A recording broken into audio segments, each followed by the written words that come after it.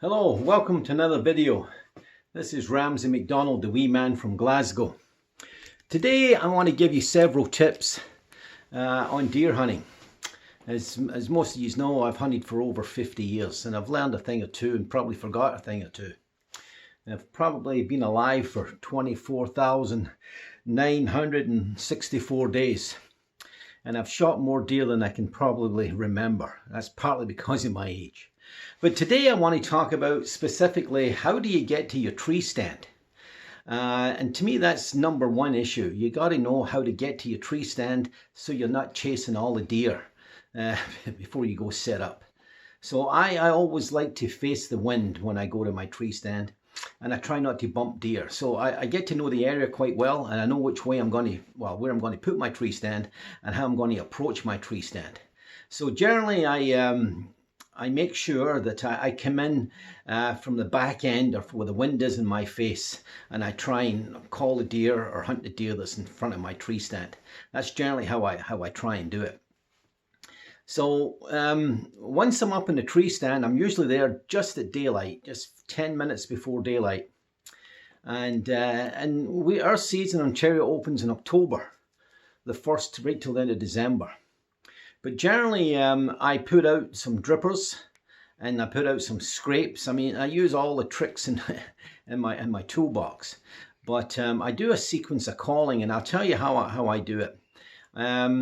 I begin by doing a rattling call, and I can use a rattle bag just like this. So I'm in the tree stand and it's just breaking daylight, and I'll do the rattle, right?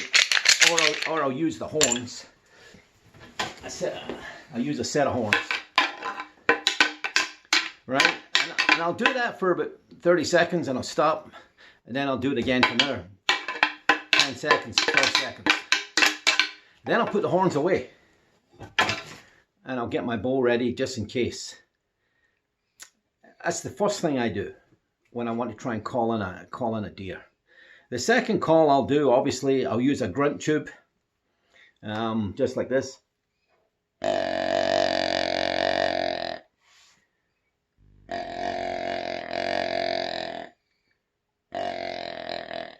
Now I'll do that 2 or 3 times.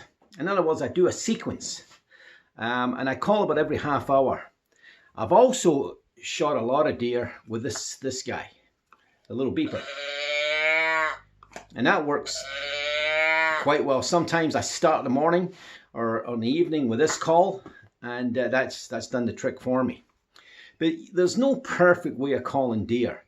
Deer have got many different sounds. But don't call too often, is my advice to you, and don't educate the deer, right? So don't even hunt the tree stand too frequently. If you're after some of the big guys, like you can see behind me, they're all shot with a bow, and some with a crossbow, but some with a bow. And they don't live 8-9 years with being dumb. You know, they get pretty smart, so they don't make too many mistakes. So you can't make too many mistakes. So to me, the first thing is the tree stand location. You got to do your scouting. You got to know where the beds are, where they're feeding. I don't normally use bait, but you know, bait works for a lot of people. But you got to know where the natural bait is, and you got to know where the beds are and where the bucks are probably sleeping. So you got to know all that, and the only reason you get to know that, you got to be prepared, right? And perseverance. You got to go and march, say, and find the trails, the runs, get to know your area where you're going to hunt. And the more information that you have, the beneficial it is going to be for you. Because if you wound an animal and you know the runs, the frequent runs, or the runs that are used mostly, your odds of finding that deer are pretty good. So again, you got to do your homework. The most important thing to me is clothing. Also, so you got to wear quiet clothing. You can't wear a plastic jacket or something that makes a noise like this, because that's not a natural sound. So I wear rubber boots because rubber doesn't smell, and I wear clothing doesn't make a noise. Now, if you're after some trophies, then you got to get into the scent lock suits, and you got to use the special shampoos and all that kind of stuff if you're into the trophies. But I've done that, been there, done that. I'm just now a meat hunter, so I don't put as much effort into it. But you still got to know some of these tricks. Remember, a deer, you're going to a deer, try and kill a deer in his bedroom, right? Or her bedroom. And they've been there for 6, 7, 8 years. You're an intruder. So you got to beat their eyesight, and that's why you're up a tree.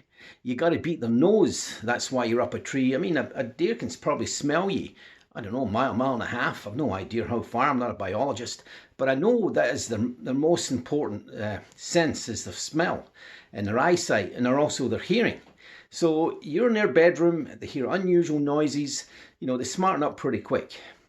And same if they smell you, you hear them sniffing you, snort you, you got, you know, they've got you beat, right? So you got to pay attention to that. To me, a deer's like a rabbit. If you've shot lots of rabbits, they just go in a circle, right? Well, so does deer, but a deer goes in a bigger circle. A deer, generally in any patch of woods, you know, you got 200 acres, there's 4 or 5, 6, 7 deer live in that area. And then the buck's so frequent, he'll go in and out. Now, generally a deer will go about 7 miles, depends on the territory. When they yard up, there's been cases where they've went 120 miles to yard up. But we're talking generally in your area where you're hunting, where they live, right? And will, you know, where they sleep and where they breed. They have about 7 miles. And so you're trying to kill 1 or 2 of those deer in that area. So again, you know, you got to think about where they're sleeping, where they're eating, and where you put your tree stand, where the right type of clothing, or where the scent lock suits. I also eat an apple in the morning so my breath doesn't smell, right? And sometimes I actually change, get out of my truck, it's -10, and I put on my scent lock suit. I'm on there in my underwear, and then I put my suit on. That's when you're serious about trying to shoot the big guys. In fact, I've got hunters that won't hunt with you unless you're wearing the scent lock suit. They won't take you in the same woods. So it's a different level, it's a different skill set. So the tree stand location, how do you get to your tree stand is very, very important so you're not bumping them. The clothing that you wear is paramount importance, right? And the calling sequence I use various sequences, right? I do the rattling, as I mentioned. I do the bleeps, and I do just the doe call. So the wind too is your number one friend. And if you use a wind detector all the time, your success rate will be greater. So I hope some of these little tips help you in your endeavors hunting deer. They're really not that difficult to get. Neither is moose, neither is bear. Once you understand the basics, how to hunt them, it really falls in place and it becomes quite easily. It's not really a challenge. In fact, I used to tell my buddies, you know, who are big trophy hunters, I said, don't take me to your woods if you don't want me to kill your big buck. So guess what? They listen to me and they don't invite me anymore. But that's okay, because I really don't want to shoot their buck anyway. But anyway, all the best, and we'll see you in the next video. I hope this was valuable to you and you get some use out of it. Bye-bye.